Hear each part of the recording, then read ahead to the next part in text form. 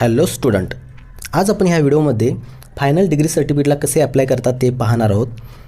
इथे बघू शकता की apply online for regular convocation degree certificate. तर हे पुणे युनिव्हर्सिटीचं जे फायनल एक्झाम झाल्यानंतर तुम्हाला डिग्री सर्टिफिकेटला ऑनलाईन अप्लाय करायचं असतं, तर त्याची प्रोसेस कशी आहे ते पाहणार आहोत. ह्या आधी देखील मी याचा व्हिडिओ टाकला होता, पण त्याच्यावर कमेंट बघितल्यानंतर मला समजलं की भरपूर काही क्वेश्चन आहेत जे आपण ह्या व्हिडिओमध्ये आज कव्हर करणार आहोत. तर इथे सर्वप्रथम तुम्हाला लक्षात ठेवायचं आहे की रेग्युलर कन्व्होकेशन डिग्री सर्टिफिकेट हे फक्त ज्यांची ऑक्टोबर नोव्हेंबर 2023 किंवा एप्रिलमध्ये त्यांची एक्झाम झालेली आहे 2024, त्यांनीच याला अप्लाय करायचं आहे.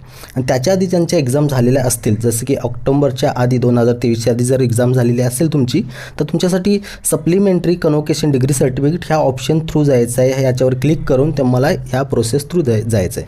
आता याला अप्लाय करण्याच्या आधी तुम्हाला तुमचं जर स्टुडंट प्रोफाईल नसेल तर तुम्हाला तुमचं स्टुडंट प्रोफाईल जनरेट करायचं आहे. ओके, त्यासाठी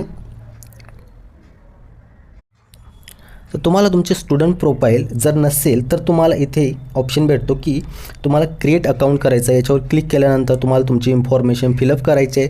जर तुमचं अकाउंट नसेल आणि ऑलरेडी अकाउंट असेल तर तुम्हाला डायरेक्ट लॉग इन करायचं आहे.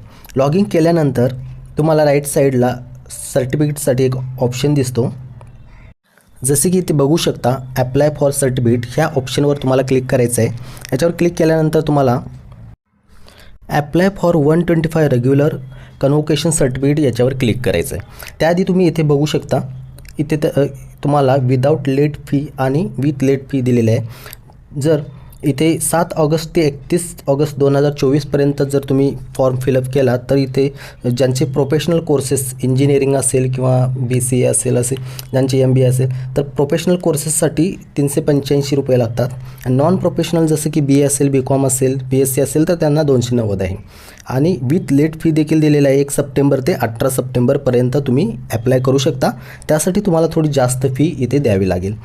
आणि इथे ज्यांची एक्झाम ऑक्टोबर 2023च्या आधी झालेली असेल त्यांनी खाली ऑप्शन दिलेला आहे अप्लाय फॉर सप्लिमेंटरी कन्व्होकेशन सर्टिफिकेट, या ऑप्शन थ्रू जायचं आहे. हे लक्षात ठेवा. भरपूर जण कमेंट करतात की असा इश्यू आहे, मी 2022मध्ये एक्झाम दिलेली, तर हा ऑप्शन त्यांच्यासाठी नाही आहे. ओके, तर हे लक्षात ठेवायचं आहे. आणि तुम्ही ह्या ऑप्शन थ्रू पुढे प्रोसेस करायची आहे. प्रोसेस सेम असणार आहे, फक्त ऑप्शन चेंज असणार आहे. तर याच्यावर क्लिक केल्यानंतर इथे एक इन्स्ट्रक्शन पेज ओपन होतं. तुम्ही ते इन्स्ट्रक्शन वाचू शकता. इंग्लिशमध्ये सुद्धा आहेत, मराठीत सुद्धा आहेत.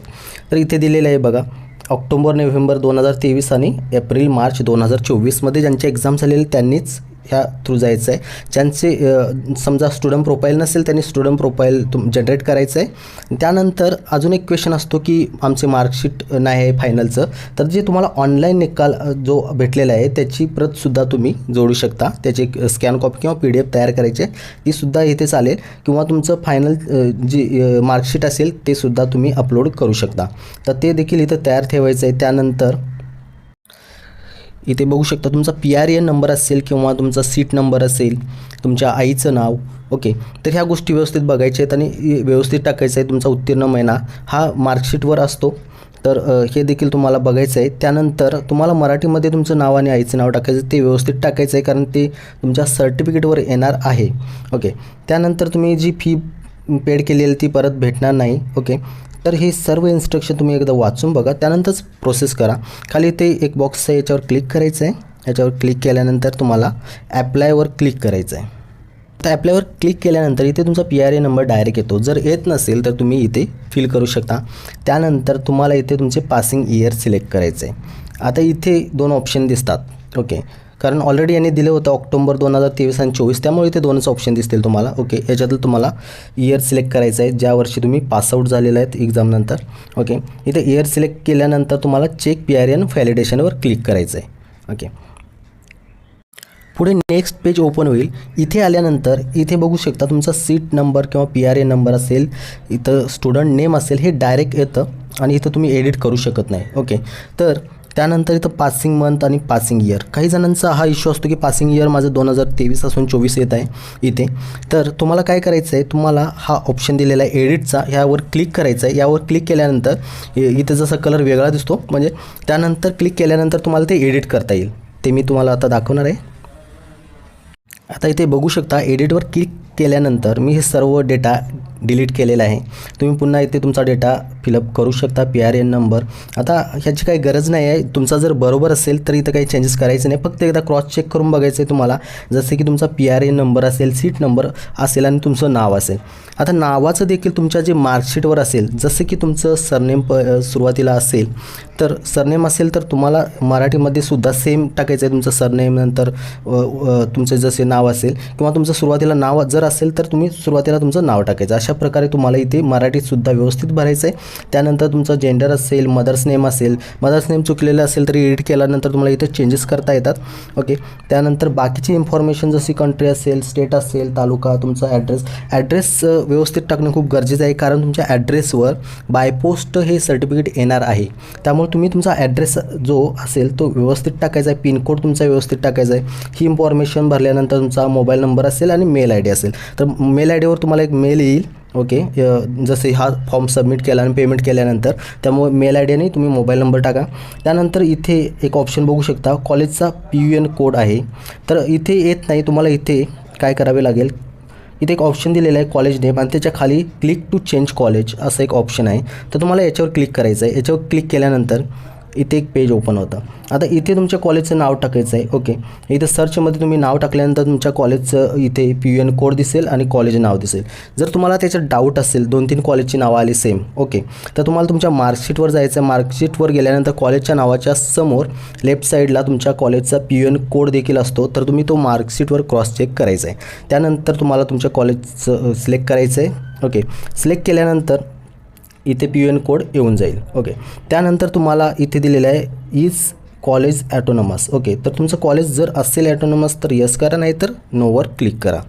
नेक्स्ट आहे फॅकल्टी नेम. आता फॅकल्टी नेममध्ये इथे तुमचे जे असेल, मेडिकल असेल, इंजिनिअरिंग असेल, लॉ असेल तर तुमचं असेल जे तुम्ही इथे सिलेक्ट करायचं आहे. नेक्स्ट तुमचं कोर्स नेम असतील तर इथं मल्टिपल ऑप्शन तुम्हाला दिसतील. तुमचा जो कोर्स असेल चेक करायचं आहे, जसं की इथे समजा BE इलेक्ट्रिकल असेल तर BE इलेक्ट्रिकल. ओके. त्यानंतर इथे पासिंग मंथ डायरेक्ट येतो. जर तुम्हाला चेंज करायचं असेल तर तुम्ही चेंज करू शकता तुमच्या मार्कशीटवर चेक करून. ओके. आणि जर डायरेक्ट बरोबर आला असेल तर काही गरज नाही. पासिंग इयर जर चुकीचं असेल, इथे दाखवत असेल, जसं की तुम्ही 2023ला पासआउट असेल आणि 24 दाखवत असेल तर तुम्ही 2023 सिलेक्ट करू शकता. ओके. त्यानंतर रिझल्ट डायरेक्ट येतो. तुम्ही इथे तुम्हाला रिझल्टमध्ये सुद्धा ऑप्शन्स दिसतात. ओके. जर एक कमेंट आली होती मला की first class with destination and honours असा ऑप्शन येत नाही आहे, तर तुम्ही एडिटवर क्लिक करून हा ऑप्शन सिलेक्ट करू शकता. तर त्या व्हिडिओमध्ये मी जास्त डिटेल टाकल्या नव्हतं, त्यामुळे तो एक इश्यू होता, तो मी आता याच्यामध्ये सर्व सॉल्व करत आहे. ओके. तर याच्या प्रकारे तुमची जी ग्रेड असेल तुम्ही इथे सिलेक्ट करू शकता. ज्यावेळी तुम्ही एडिटवर क्लिक करणार त्यावेळीच तुम्ही याच्यातलं सिलेक्ट करू शकता. ओके. तर मी इथे दाखवतो, तुम्हाला बघू शकता. ओके. त्यानंतर तुम्हाला अजून एक इथे क्वेश्चन आहेत, कमेंट आहेत की अंडर क्लास इम्प्रूव्हमेंट स्कीम म्हणजे काय. तर अंडर क्लास इम्प्रूव्हमेंट स्कीम म्हणजे काय, जसे की समजा आउट ऑफ 70 मला 50 पडलेले आहेत आणि मला वाटतं की त्या सब्जेक्टमध्ये मला 65 पडतील मी जर अजून स्टडी केला आणि पुन्हा एक्झाम दिली तर मी ते class improvement scheme through form भरून मी त्या सब्जेक्टची पुन्हा एक्झाम देतो आणि मला नंतर 65 पडतात. म्हणजे मी डबल एक्झाम दिली, मी त्याला फेल नाही आहे त्या सब्जेक्टला. ओके. बॅकलॉग नाही आहे माझा सब्जेक्ट, मी फेल नाही आहे त्याला, फक्त काय मला मार्क जास्त आणि माझा स्कोर जास्त होईल म्हणून मी पुन्हा एकदा एक्झाम दिली असेल तर तुम्हाला ह्या ऑप्शनवर क्लिक करायचं आहे. ओके. त्याला म्हणतात क्लास इम्प्रूव्हमेंट स्कीम. ओके. जर तुम्ही तसं काही केले नसेल, ओके, तुमचे बॅकलॉग असेल की तुम्ही नंतर सोडवलं असेल तर याचं काही गरज नाही, याच्यावर क्लिक नाही करायचं आहे. तुम्ही डायरेक्ट सबमिटवर क्लिक करायचं आहे. सबमिटवर क्लिक केल्यानंतर तुम्हाला इथे तुमची मार्कशीट अपलोड करायचं आहे. जर तुमच्याकडे मार्कशीट नसेल तर ऑनलाईन जो रिझल्ट असेल तुमचा त्याची PDF तुम्ही इथे अपलोड करू शकता. इथे अपलोड डॉक्युमेंट्स याच्यावर क्लिक करायचं आहे. याच्यानंतर तुम्हाला इथे 1 डॉक्युमेंट सक्सेसफुली अपलोड असे मेसेज दिसेल. इथे तुम्हाला याला क्लोज करायचं आहे. पुन्हा एकदा तुमचा फॉर्म एकदा चेक करून बघायचा आहे. जर काही क्वेरी असेल तर इथे तुम्ही एडिट ॲप्लिकेशनवर क्लिक करू शकता, इथून एडिट करू शकता, किंवा जर काही क्वेरी नसेल, फॉर्म व्यवस्थित असेल तर तुम्ही इकडे राईट साईडला ऑप्शन आहे प्रोसेस टू पे, त्याच्यावर क्लिक करायचं आहे.